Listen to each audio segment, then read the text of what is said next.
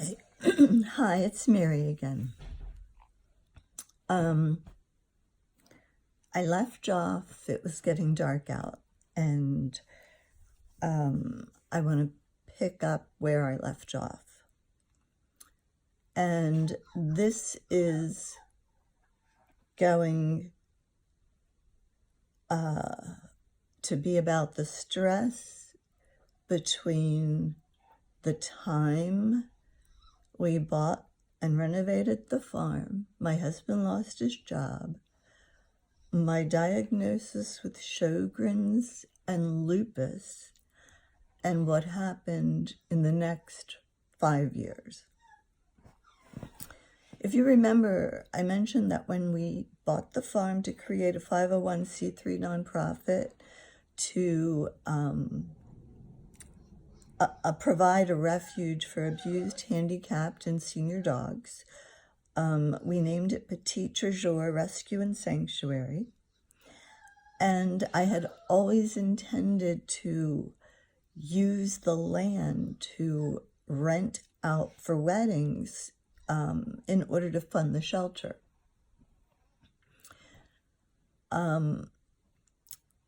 We had put so much money into the renovation because there were so many undisclosed issues that had to be dealt with that weren't discovered until we had already moved in. And after my husband lost his job, we needed to get that up and running sooner rather than later because we had no income coming in. In the meantime, I had applied for disability.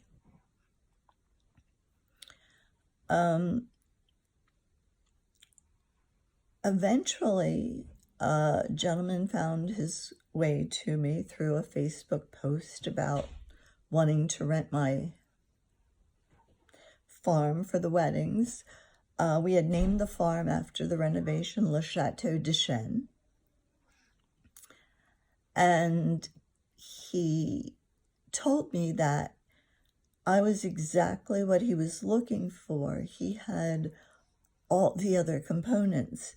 He had his own business that had been operational for a number of years. He had the catering, he had the photography, the video, the music. He had the tents, the tablecloths, table chairs, utensils, everything. The two things he did not have were a florist as well as a farm venue. And he had many, many requests for farm venues, barn weddings. And he came out and he said he would be happy to take over running that part of the business, the entire wedding business, and paying us a commission based on the number of people that would come. And we thought this was great because we had enough on our plate. The rescue was enough, the Airbnb, and a number of other things. And I had mentioned in the past that the family that owned this, the last person to live here was the mother who her and her husband had bought this 50 years before, raised their children, and their children were now our age. The mother had died 3 years before. So when we came along, we asked, could we start a dog rescue and the weddings and so forth? And we were told, yes, we could do anything. And his daughter, who was the listing agent, as well as the family attorney, never corrected the statement. So the partner we took on told us that he had gone to the county to see if there were any variances or anything needed to do this. And he could find absolutely nothing that would prevent us from all moving forward. And one of the first things he did was put a huge sign up on the side of our barn advertising this as a wedding venue. The sign had been up about 2 months. He had poured money into the barn, updating electric and putting in ceiling fans and all kind of things. And he had already booked 3 weddings. And this would have provided all the income that we needed to keep the shelter going. However, we got a call from the county, or maybe they came to visit, I don't remember, but they came and informed us that we needed a variance. And it was going to cost between $400 and $500 for an application fee that was non-refundable, as well as sending registered mail to approximately 50-some different homeowners, anybody that touched our land, or I think if their land touched somebody else, I'm not positive how it went. However, they were all invited to the meeting where my husband and this gentleman who had partnered with us were going to apply for the variance. And every single one of them voted the variance down. So within a week, the sign for the wedding venue came down and a for sale sign went up. And we had put so much money into everything doing this in the process. We had gone through all of our savings. And if you remember, had we received the money promised my husband from his prior boss and his boss's partner, this wouldn't have occurred. We would have been able to have all the renovations done and not have a mortgage. But because of their total lack of integrity in following through with promises, we were in a position where we were without any residual funds. So I knew it was going to take forever to sell the property because it's unique, and we rehabbed it to be unique. We rehabbed it to run this entire second floor as an Airbnb, and we renovated it to make the first floor handicapped accessible as I continued to decline in health. And I also mentioned, I think, that when we bought it and started all of this, in addition to the weddings, I had wanted to raise bees. I wanted to help the environment and be able to create products that I could make out of the byproducts of the bee business for candles, bath and body, things. I wanted to sell honey. And so we invested in spending a lot of money in starting this bee business, into the thousands. After we closed on the property, the owners who had cut 10 acres and the farm buildings off and sold to us, took the remaining acres and subdivided them, and subsequently they were bought. And the person who bought next door to us to the south, I heard he worked for Channel 9 News, and I don't know, in sports or weather or what he did.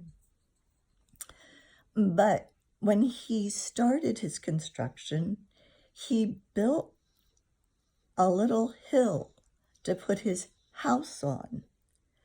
And we had a pond and he had a pond.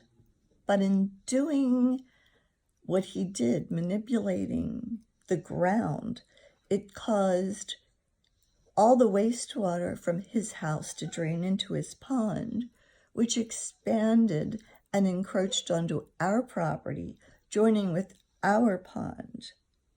And subsequently, it drowned all of our bees, took out our orchard, took out thousands of dollars of landscaping that we had put in. We had created all of this. None of this was here. And I was devastated. But before they moved in, approximately a month or so before they were supposed to move in, they came and knocked on my door and introduced themselves and said that they were going to have their pond dredged. And since it was now joined to our pond, it would be very difficult to do this without at some point being on our property, because they really didn't know where one ended and the next began. And all I could think of at the time was, oh, thank goodness they realized there's a problem and they're going to remedy the situation. So all I said was, absolutely, you're welcome to be on my property while you're doing this to your pond, thinking, thank God, everything will go back to normal. And it was a year later, after this, that the bees were drowned over that year. And I had spent thousands of dollars replacing them, moving the hives to another location. But I went over and I said to the man who owned the property, your pond is still on my property, and it's now killed our entire bee population. And we were dependent on that for some of the income to fund the shelter. So he asked us to show him where this was, and we took him out to show him where the bees were. All that was left was the tarp. And he said he would contact the landscaper who had done the work, that he had spent $70,000 doing this, and they had better fix it. And my response was, well, we need to be compensated for our loss. The next day or the day after, he gets back to us and says that when the landscaper dredged the pond, he was instructed to divert the water going west.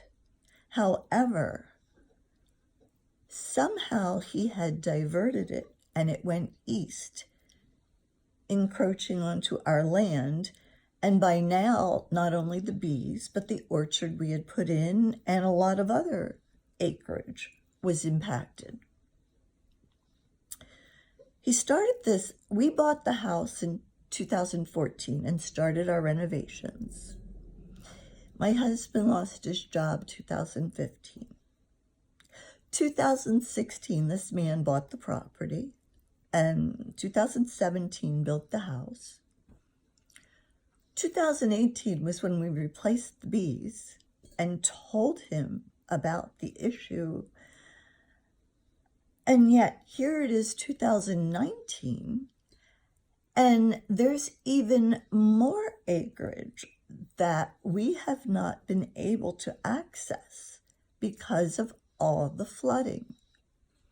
So we called the building department, and they tell us, well, this man had the permits, and they take pictures before and after, and everything's legal. There's nothing they can do.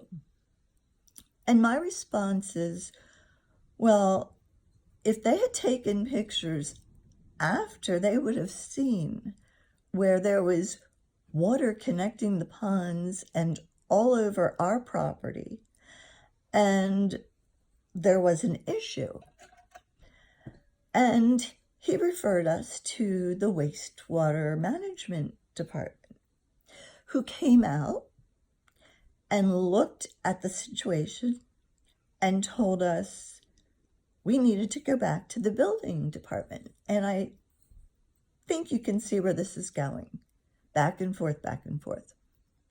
And ultimately, both departments said we should get an attorney. We had a case, and we should get an attorney. We had no money to get an attorney. And this man the man next door, who bragged about paying $70,000 to damage our property, refused to do anything about it or to compensate us. So here we are, we're out of my husband's job, we're out of income. My daughter, who is the one who suggested we try running an Airbnb, suggested doing Hip Camp, which is like an Airbnb for campers. So immediately I put Le Chateau de Chêne up on Hip Camp in hopes of generating income to fund the shelter. And along with my husband's job loss, we subsequently went on COBRA insurance, and 18 months out, lost that insurance, and it was going to be another 18 months before I qualified for Medicare. So I knew by this time I was having 4 or 5 hospital visits a year on expensive medication.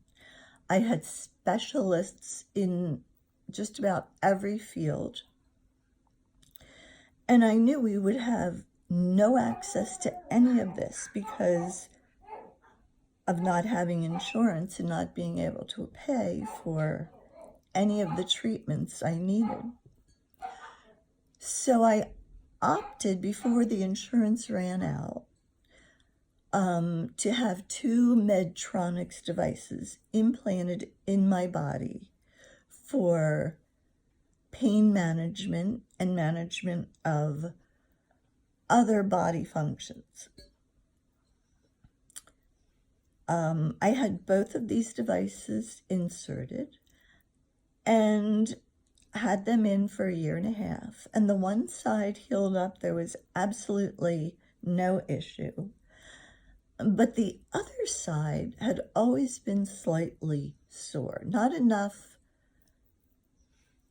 to nag me, but enough that I noticed and wanted to attribute it to something. So in my mind, I told myself it must be pressing on my sciatic nerve, because the longer I had it in, the more impact I felt, until about 2 months before turning 65, being totally bedridden. I was not even able to sit up to eat because the pain was so indescribably horrific that it felt like somebody was taking an axe to my hip, my knee, my ankle. And I had scheduled the surgery to have both the devices removed 3 days after turning 65. And the surgery went well. The devices were removed. The pain went away instantly. However, 2 weeks later at my follow-up, I find out that the side that was sore all that time was because it was infected, and I was immediately put in the hospital through the ER as an emergency patient. I had emergency surgery the next day, and it was determined 5 days later, after being in the hospital on 24-hour-a-day antibiotic cocktails because they did not know what they were dealing with or trying to treat, finding out that it was MRSA. I had had MRSA for all this time, doing all this damage, and not being able to take care of it because I didn't have insurance. When I left the hospital, I had what's called a wound vac, which required nurses to come to the house maybe 3 times a week to clean it, change dressings, and replace parts of the wound vac. And I also had to go to the hospital daily, 7 days a week, for 3-hour infusions of antibiotic to kill the MRSA. And my last week of treatment, which the treatment, along with being in the hospital and everything, was a month long, I started to feel very ill, feverish, chills, exhaustion, fatigue, and then a headache that left me sobbing. No amount of blankets would take the chills away.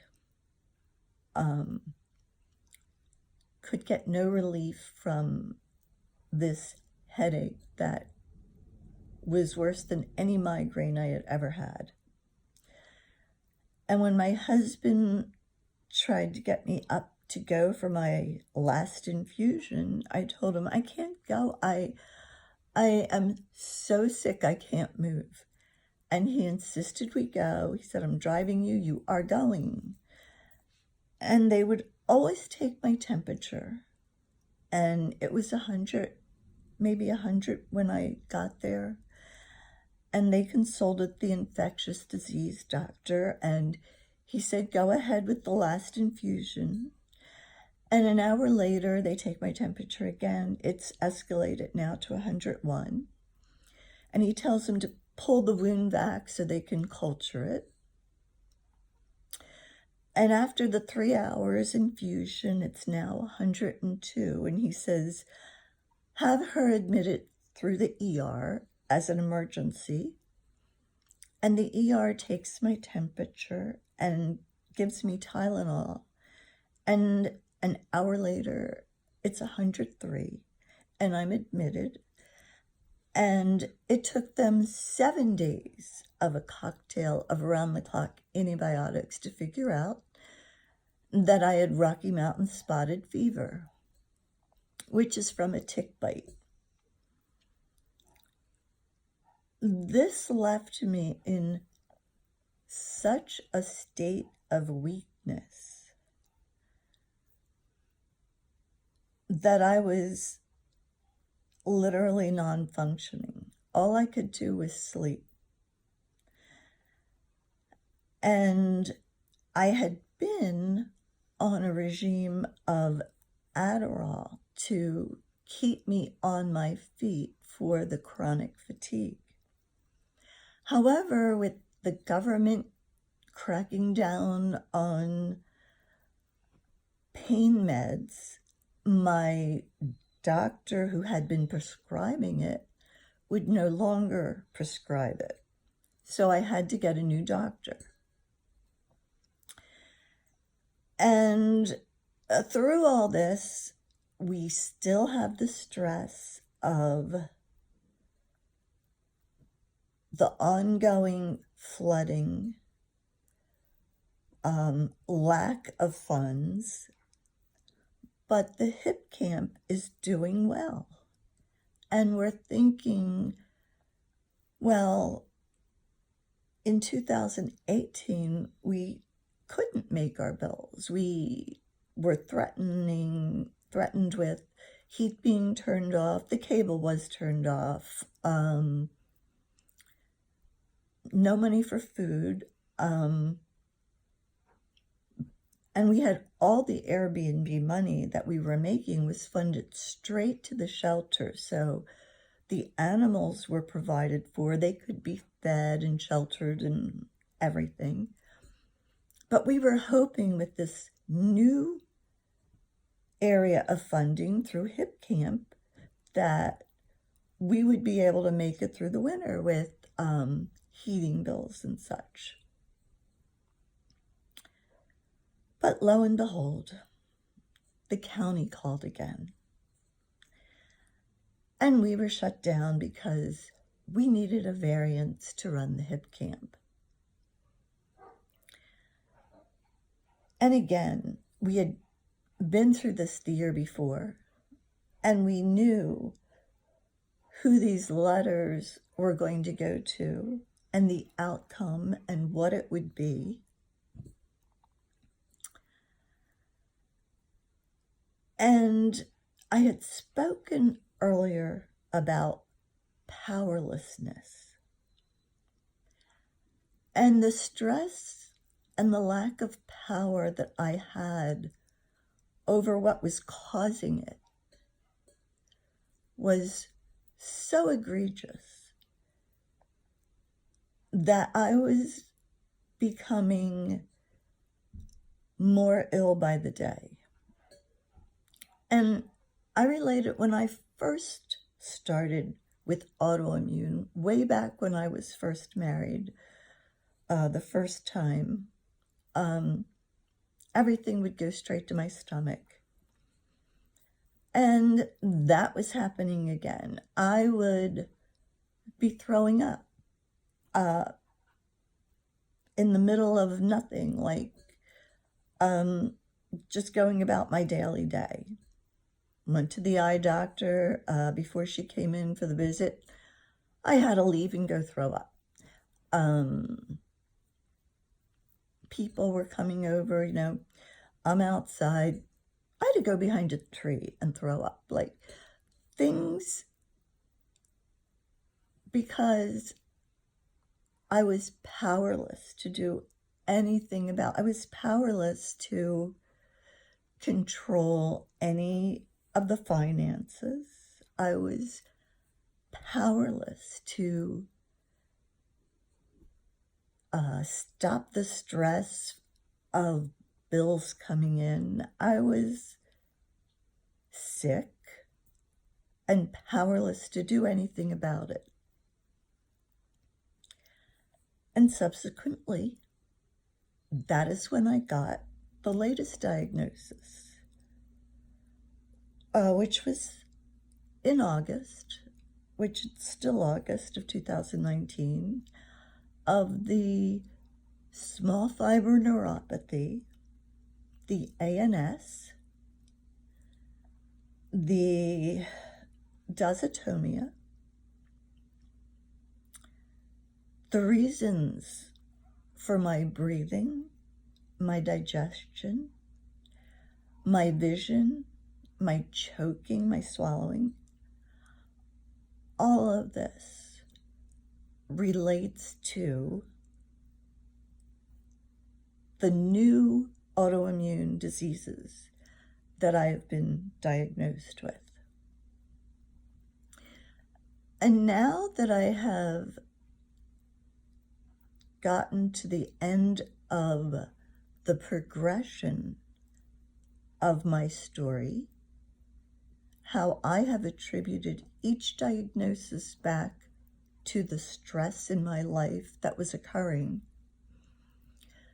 Now going forward, I would like to start going through each diagnosis individually and explaining the symptoms I had, how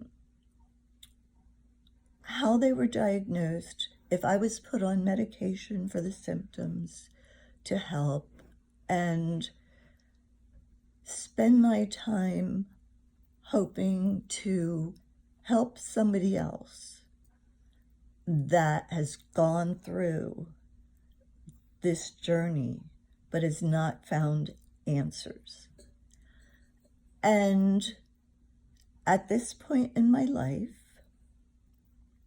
my last diagnosis came from the neurologist, who said he was totally inequipped to deal with my diagnoses, that I should go to Mayo Clinic or Cleveland Clinic. But I was adopted, and I found my birth mother, and she was 64 when she died of either a heart attack or stroke. And since I just turned 66 this month, which is the first day I started the vlog, I have felt that I have been living on borrowed time. And for some reason this summer, I have felt a renewed energy. And I liken this to, if I could compare it to something, it would be like a woman who nests before giving birth. She suddenly has a burst of energy before she goes into labor. And I attribute this burst of energy to getting ready to die, in order that I can put all my affairs in order and hopefully get things in place so that after I'm gone, my life would have had some meaning in helping others, but also to help my wonderful husband, Richard, to be able to continue our work here at Petit Treasure Rescue and Sanctuary. So that is all for today. And please look at my website, www.petittreasurerescue.com, and follow my vlog and my blog, and ask your questions, seek the answers, and don't stop when you get a diagnosis. Connect with others. That is the only way you have at this point in time, with what the medical community knows, to get your answers. You won't get it from the doctors. You will get it from researching and being in forums and listening to what other individuals are being tested for and diagnosed with. That is where you'll find your answers. Best of luck on your journey, and I hope you continue to reach out. Bye-bye.